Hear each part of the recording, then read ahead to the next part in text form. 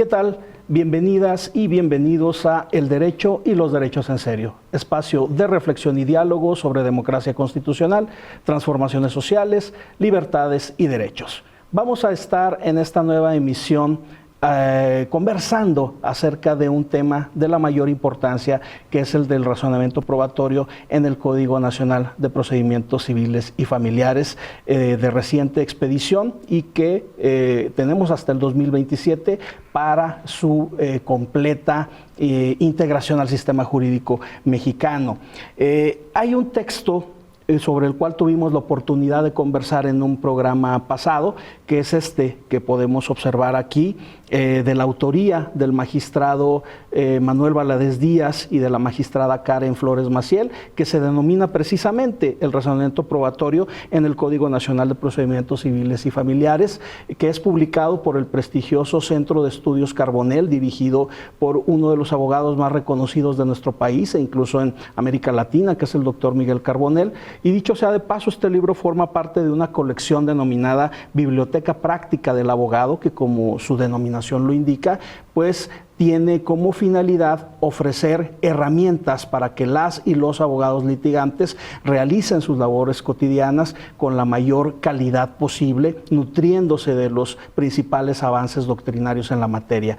Y en este sentido, este libro forma parte de este acervo y nos enorgullecemos que dos autores brillantes de nuestra entidad federativa estén aportando este tipo de conocimiento científico al derecho. De nueva cuenta tenemos con nosotros al doctor Manuel Valadez Díaz. Estimado doctor, muchísimas gracias por estar con nosotros en ocasión de esta presentación y estos comentarios que estamos haciendo por uno de sus más recientes hijos intelectuales. Muchas gracias, estimado doctor. Un placer estar de nueva cuenta en tu programa. Muchísimas gracias, doctor. Bueno, en un programa pasado nosotros observábamos, el auditorio lo recordará, ¿cuál es la importancia práctica que tiene este razonamiento probatorio? ¿Por qué debemos estudiarlo de una manera más detenida? ¿Cuáles son algunas de esas razones? ¿Qué significa que un hecho esté probado en un proceso judicial? ¿Cuál es el objetivo principal de la prueba en el derecho?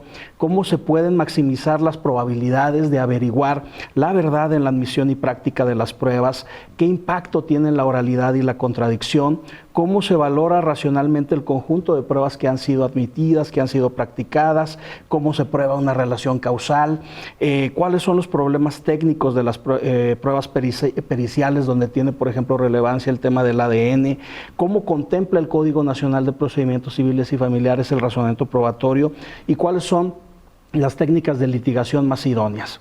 Esta batería de preguntas, doctor, que acabamos de plantear ante nuestro auditorio, son tan solo muchas de las que podemos llegar a responder a partir de la lectura de este excelente libro que recomendamos ampliamente a nuestro auditorio y sobre el cual ya tuvimos oportunidad de conversar en una primera emisión en la que nos hizo el honor de estar con nosotros. Quisiera que siguiéramos conversando sobre estos temas, doctor, y sobre todo en ese ámbito también de las técnicas de litigación.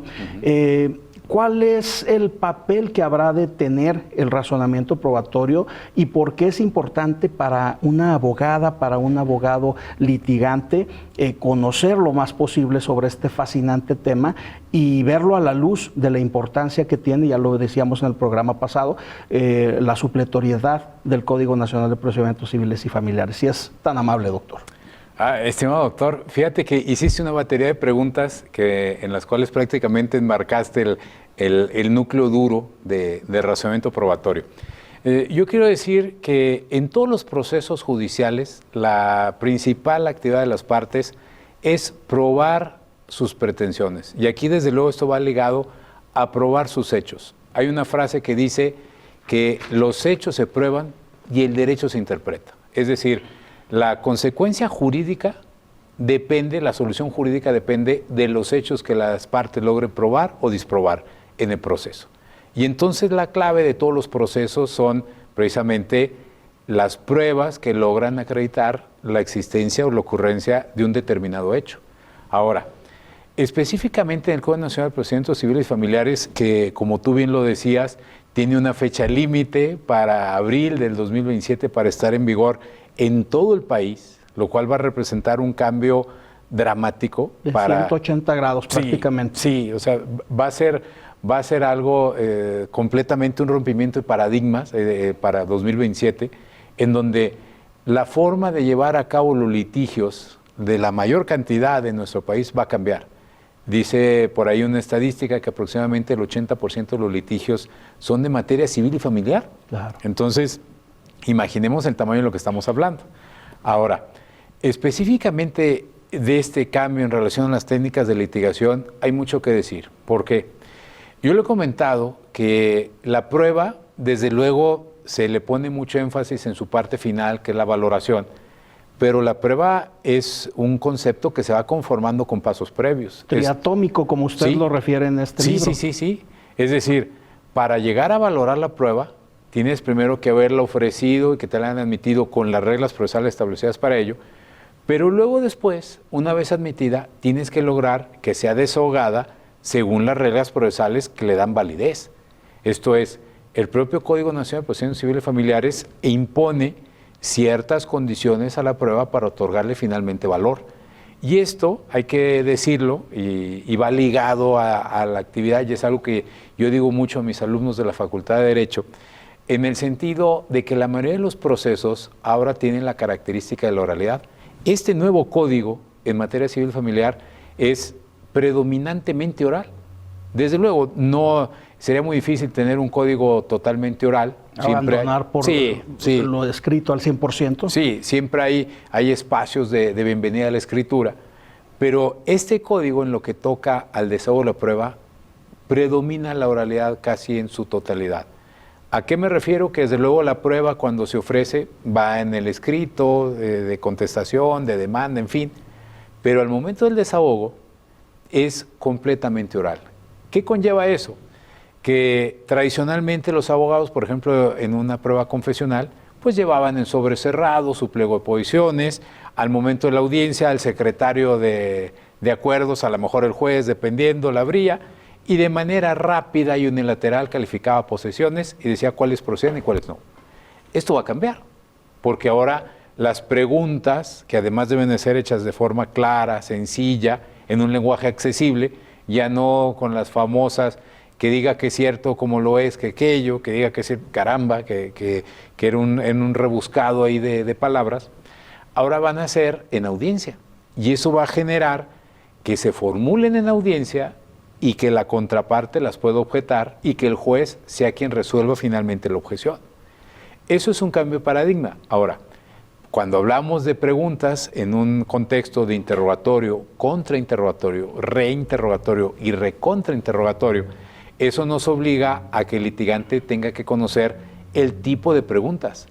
Preguntas abiertas, preguntas cerradas, cuáles están prohibidas, las repetitivas, las ambiguas, las que buscan ofender al testigo. Es decir, la labor del litigante va a estar enmarcada en un nuevo contexto, en donde no va a bastar simplemente poner al testigo a que hable o conteste las preguntas que has llevado por escrito, sino que tienes que lograr obtener la información en audiencia y la contraparte estará muy atenta a que si realizas mal ese ejercicio, la puede objetar. Claro. Así a manera de experiencia práctica, yo recuerdo un interrogatorio en juicio oral y aquí es donde vemos realmente esos resultados de los interrogatorios, buenos o malos, que pueden ser exitosos o catastróficos. Yo recuerdo un interrogatorio en donde el que estaba interrogando, con la información que obtuvo, prácticamente hundió a su representado en base a unas preguntas mal dirigidas.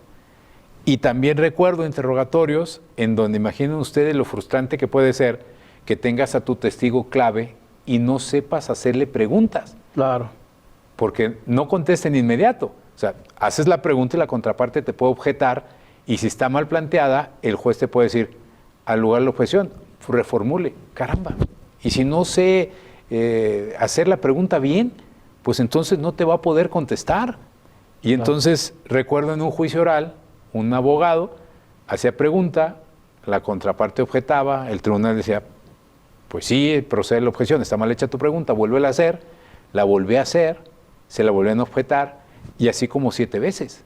Llegó el momento en que esto es parte también de un contexto de realidad, la publicidad, en donde todos los presentes nos estamos dando cuenta. Llegó el momento en que el abogado, desesperado por ese contexto, dijo: oiga, tribunal, voy a hacer una pregunta más. Si no resulta bien calificada, ya no hago preguntas. Hizo la pregunta, se la objetaron y estaba mal hecha. Y yo siento que le ganó ya la vergüenza profesional y dijo: ya no más preguntas. Pero entonces, veamos cómo cambia esto. La necesidad, doctor, de reformular muchos de los cimientos en los cuales, digamos, estaba ahí reflejada la tradición de la profesión jurídica. Lo que usted menciona de estos formalismos un tanto atiborrados, estas exageraciones, confusiones de palabras que, lejos de conducir al debido proceso, de coadyuvar con el mismo, de la verdad procesal, también con el tema importante de lo que implica la argumentación de cada interviniente en los procesos, pues aquí observamos cómo las y los abogados litigantes en particular no es una opción para ellos, sino que tienen esta obligación de actualizarse a la luz de las nuevas exigencias que plantea el código. Por lo tanto, este libro, pues sin duda alguna, representa una excelente oportunidad para ello.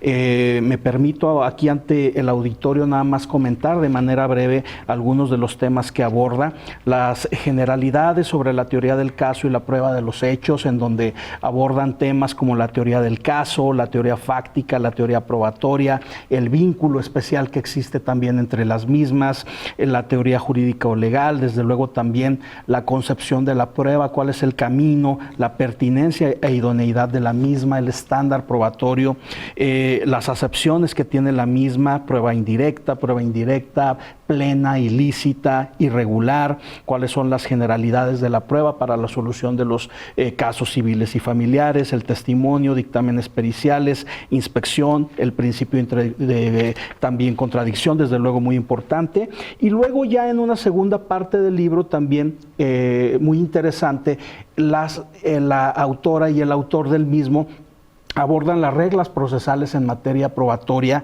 en el sentido de observar cuáles son los lineamientos que debemos tener sobre el ofrecimiento y la admisión de las pruebas, cuáles son las reglas aplicables a la exclusión de la prueba, el ofrecimiento de la declaración de parte propia y contraria, la prueba testimonial, pericial, las reglas procesales aplicables también al desahogo de la prueba, en donde, como mencionaba nuestro invitado, ahí hablamos también de las técnicas de la litigación, tipos de preguntas permitidas, cómo debe darse el desahogo del interrogatorio de parte, prueba y contraria, un tema que ya hablábamos en el programa anterior de la mayor relevancia como es la psicología del testimonio, y en la parte final hablan de estas reglas procesales para la valoración de la prueba en términos del estándar probatorio, cómo debe darse esa valoración desde un punto de vista individual, pero también desde una perspectiva colectiva, cómo debe ser la valoración racional de testigos, peritos y documentos, criterios generales, la falacia de la inmediación como herramienta de valoración por el juzgador en relación a la verdad o falsedad con que se conduce un testigo, y cómo pues la psicología del testimonio y el razonamiento probatorio se van a imbuir de manera muy fuerte en la práctica del procedimiento civil y familiar en México. Entonces, recomendamos ampliamente ante nuestro auditorio esta obra que pueden adquirir en la página electrónica del Centro Carbonell, que desde luego tiene también puntos de distribución importantes en la República, pero que esa es la vía más fácil, más sencilla para hacerla. Doctor, luego de este libro, ¿qué investigaciones en puerta tiene relacionadas con esta importante materia y qué oportunidades usted ha tenido también de abordar la obra en otros foros, en otros escenarios de México? Me comentaba tras bambalinas, antes de iniciar el programa, que ha estado en otras ciudades en semanas recientes presentando la obra y también por virtud de su labor jurisdiccional, que es muy importante. ¿Qué nos puede comentar al respecto? Sí, doctor? mira, Alan,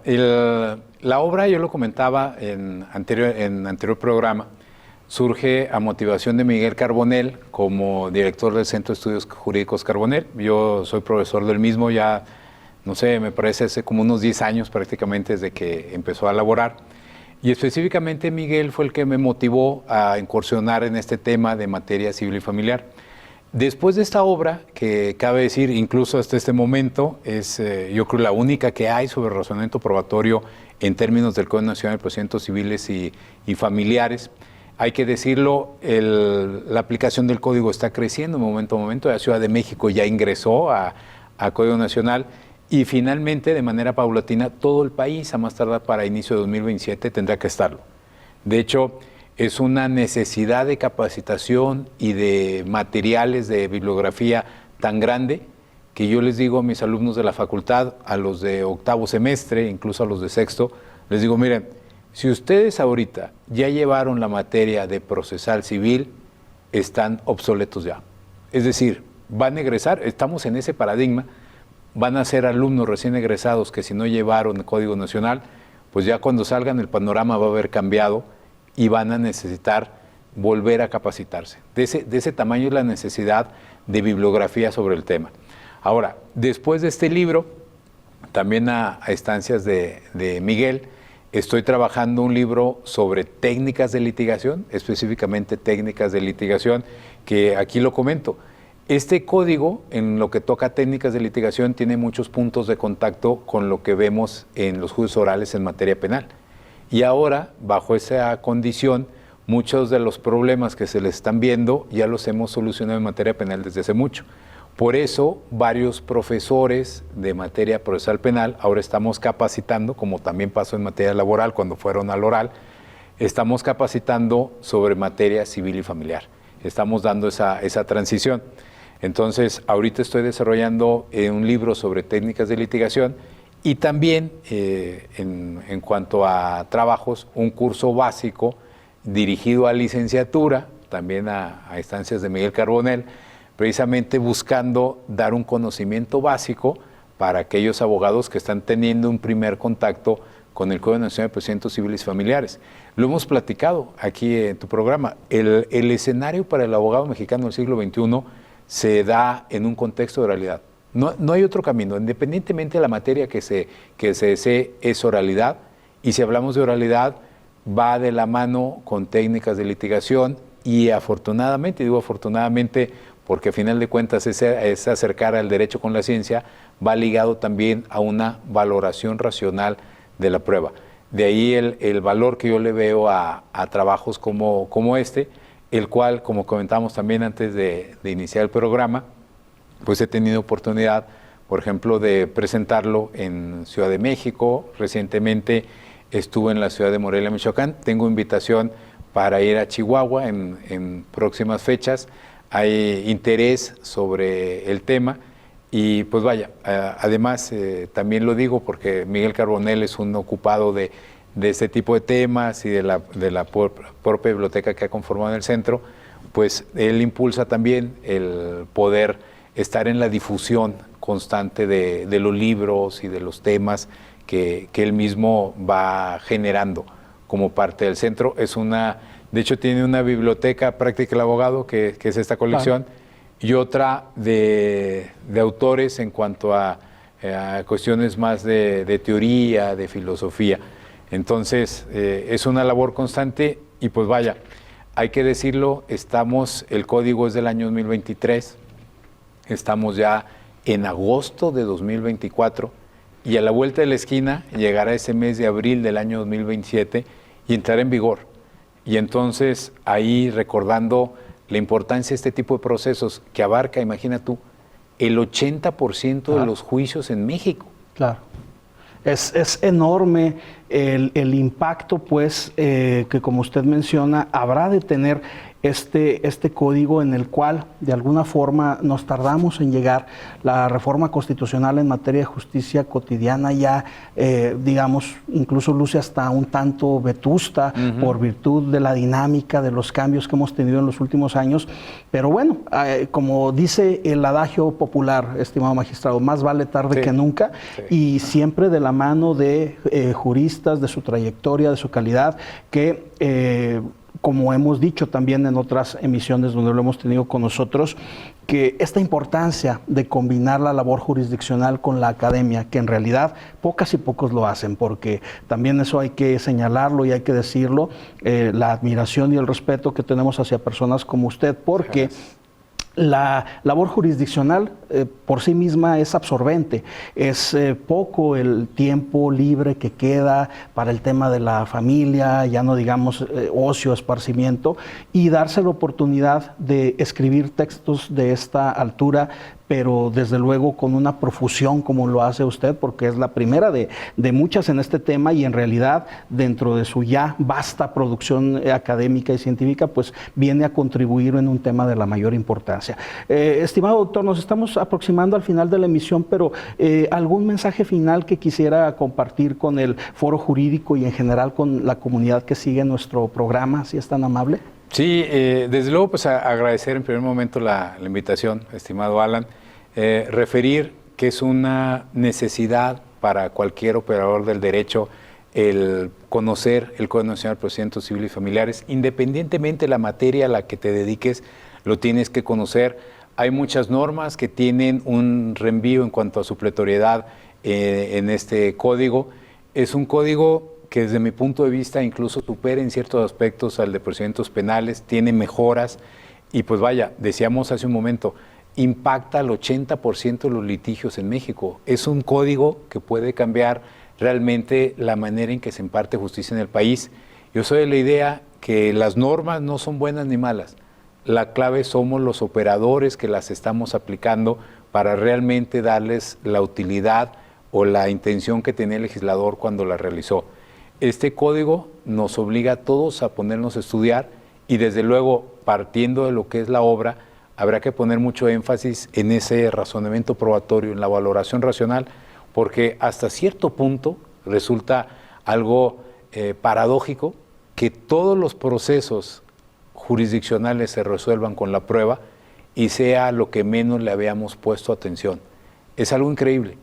Si analizamos y podemos hablar de cualquier materia, muchas sentencias, muchas tienen ese fraseo muy elegante, muy bonito, que para mí cae hasta en poesía jurídica, en donde vas armando tus argumentos, pero en el fondo no dicen nada. Así es. Son superfluos, sí, al final de cuentas. Sí.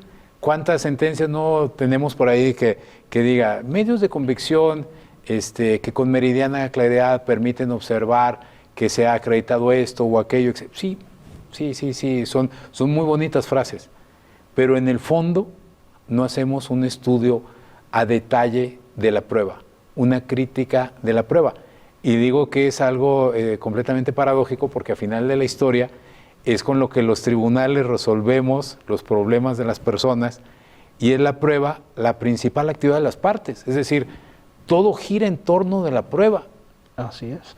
Y estamos en ese sentido ante un cambio de paradigma del cual todas y todos debemos ser partícipes e incrustarnos de lleno al análisis, al estudio del nuevo código a partir de obras como la que estamos comentando y analizando en esta oportunidad. Estimado doctor, vamos a seguir llevando a cabo actividades, foros en colaboración con la magistrada Karen Flores, de tipo académico, y vamos a hacer eco de dichas actividades en este programa. Esperemos que sea un invitado recurrente del mismo en función de su apretada agenda, pero le agradecemos mucho el haber estado con nosotros y de nuevo felicidades por esta obra que contribuye en buena medida al estudio del razonamiento probatorio en México. Muchas gracias, estimado.